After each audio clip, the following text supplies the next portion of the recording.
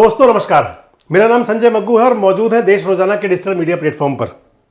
एक दिन पहले हमने खबर चलाई थी जिसमें हमने आपको बताया था कि अशोक तंवर आम आदमी पार्टी छोड़ सकते हैं और हमने उसमें आपको बताया था कि अशोक तंवर आम आदमी पार्टी छोड़ करके भारतीय जनता पार्टी में शामिल हो सकते हैं। और ठीक एक दिन बाद उसका एक रिजल्ट आपके पास आया, या आप ये कह लें कि उसका पहला स्टेप शुरू हो गया कि जिसके अंदर अशोक तंवर की हरियाणा के मुख्यमंत्री मनोहर लाल से मुलाकात हुई दिल्ली के एक होटल में। दिल्ली का 5 सितारा होटल है होटल लीला, जिसके अंदर की मुख्यमंत्री मनोहर लाल और अशोक तंवर की एक बैठक हुई। गुपचुप ये बैठक हुई और उस बैठक के अंदर काफी हद तक तय किया गया कि आगे की रणनीति क्या होगी। बैठक के अंदर यह भी तय किया गया कि अशोक तंवर को किस प्रकार का मान सम्मान दिया जाएगा, अशोक तंवर की ज्वाइनिंग कब होगी, अशोक तंवर को ज्वाइन कौन करवाएंगे। हालांकि सभी अपने कयास लगा रहे हैं, लेकिन हम आपको बता दें कि अशोक तंवर लगभग 20 तारीख के आसपास भारतीय जनता पार्टी में शामिल हो सकते हैं। हालांकि जो उनकी तिथि तय लगभग मानी जा रही है वो 14 जनवरी के बाद कभी भी हो सकती है। और मैंने आपको पहले वीडियो में भी बताया था कि 22 जनवरी से पहले अशोक तंवर भारतीय जनता पार्टी में शामिल हो जाएंगे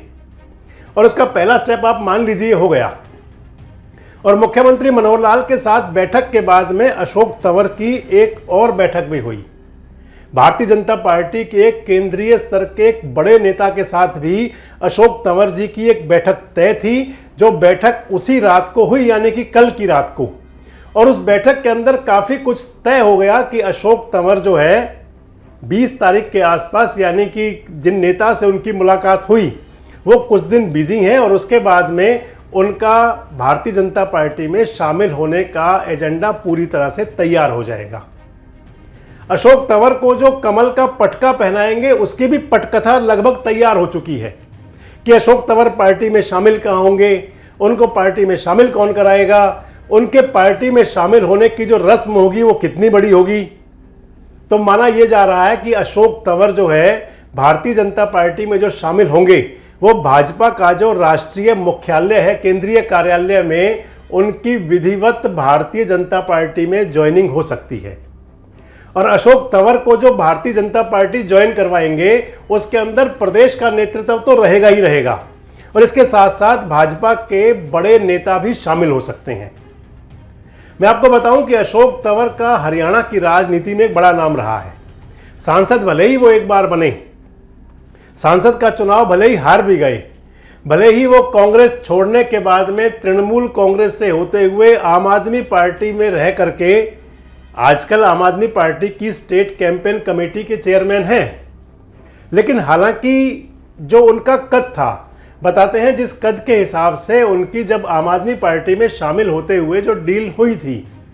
वो डील पूरी नहीं हुई और उसके चलते ही अशोक तंवर आम आदमी पार्टी छोड़ रहे हैं, जो राजनीतिक सूत्र बताते हैं।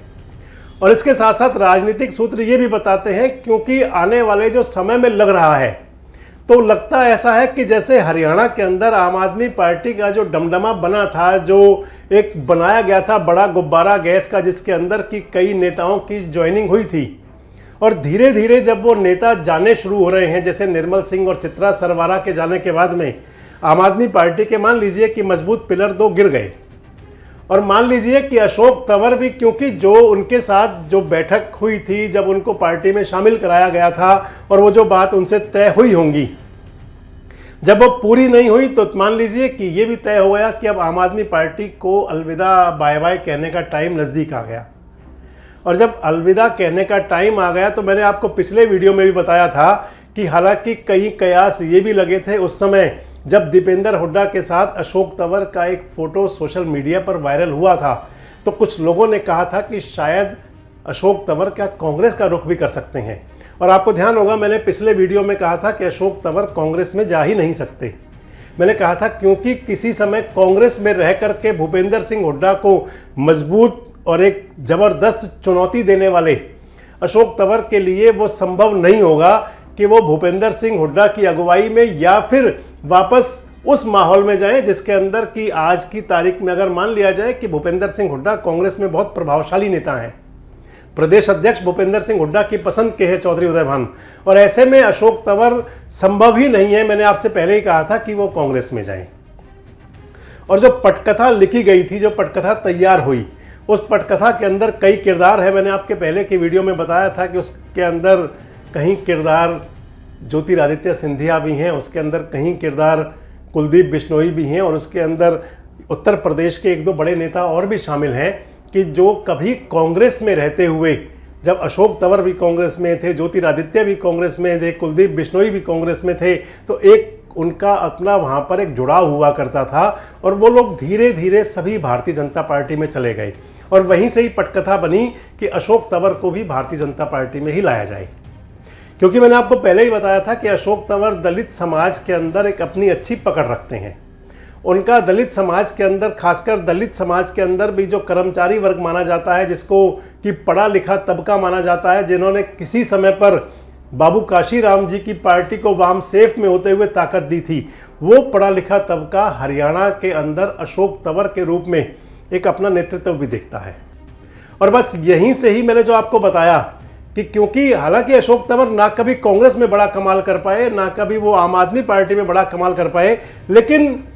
माना यह जाता है कि उनके पास एक मजबूत अपनी टीम भी है, प्रदेश के अंदर उनके अपने कार्यकर्ता भी हैं, जिनको वो अपने साथ रख करके भाजपा को इस हालात में और मजबूती दे सकते हैं। हरियाणा के अंदर भारतीय जनता पार्टी के साथ में दलित समाज को जोड़ सकते हैं। और इस सब को देखते हुए ही, क्योंकि अगर बड़े एक होटल के अंदर मुख्यमंत्री खुद चलकर जाते हैं, अशोक तंवर खुद चलकर जाते हैं, तो आप मान लीजिए कि ये तो तय हो गया कि अशोक तंवर महत्वपूर्ण है। वो कितने महत्वपूर्ण हैं, उनकी भारतीय जनता पार्टी में ज्वाइनिंग कितनी बड़ी होगी, उसका समारोह कैसा होगा। अशोक तंवर के नज़दीकी सूत्र तो ये बता रहे हैं कि जो उनको पार्टी में ज्वाइनिंग का जो कार्यक्रम होगा, उसके अंदर बड़ी संख्या में लोग शामिल होंगे। कहा यह जा रहा है कि उस आयोजन को एक प्रभावशाली आयोजन के रूप में बनाया जाएगा, और भाजपा के बड़े नेता भी उनका इस प्रकार खैर मकदम करेंगे ताकि प्रदेश के दलित समाज को एक संदेश दे सकें। आपको क्या लगता है कि अशोक तंवर भारतीय जनता पार्टी में शामिल होंगे तो उनकी भूमिका क्या हो सकती है? आपको क्या लगता है कि अशोक तंवर जो कई पार्टियों की यात्रा करते हुए जब भारतीय जनता पार्टी में जाएंगे तो उनकी वो मन की मुराद पूरी हो जाएंगी जो आज तक पूरी नहीं हुई? और आपको क्या लगता है कि क्या अशोक तंवर भारतीय जनता पार्टी में जा करके अंबाला या सिरसा से लोकसभा के प्रत्याशी हो सकते हैं, और या फिर उनके लिए कोई और भूमिका तैयार हो सकती है? अगले वीडियो में मैं आपको बताऊंगा कि अशोक तंवर अगर भारतीय जनता पार्टी में शामिल हो रहे हैं, जो लगभग तय हो चुका है, तो उनकी अगली भूमिका क्या विधानसभा की होगी या लोकसभा की होगी? और अगर विधानसभा की होगी तो हरियाणा के 90 विधानसभा क्षेत्रों में से, जिसमें कि 17 विधानसभाएं सुरक्षित हैं, यानी कि रिजर्व हैं, दलित समाज के लिए SC रिजर्व हैं, उनमें से कौन सी सीट अशोक तंवर के लिए हो सकती है?